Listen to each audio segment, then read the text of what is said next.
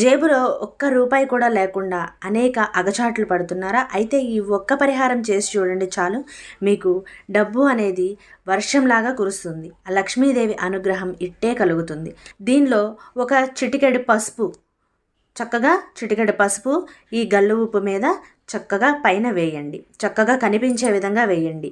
అలాగే చిటికెడు కుంకుమ కూడా తీసుకొని చాలా చక్కగా పైన వేయండి.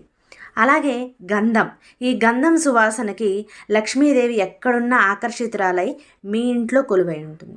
కాబట్టి గంధాన్ని ఇలాగా చక్కగా పైన వేయండి. లక్ష్మీదేవికి ఉప్పు అంటే ఎంత ఇష్టమో అలాగే మంచి సువాసన అంటే కూడా అంతే ఇష్టం. కాబట్టి ఈ ఉప్పులో ఈ గంధం అనేది ఏదైతే వేసి ఉంచామో దాని మీద ఈ రూపాయి బిళ్ళని వేసి ఉంచండి. ఇప్పుడు ఈ బౌల్ని తీసుకెళ్ళి చక్కగా మీరు పూజా గదిలో పెట్టుకోండి. పూజ గదిలో పెట్టుకొని శుక్రవారం కానీ మంగళవారం కానీ ఈ పరిహారాన్ని చేసి చక్కగా పూజ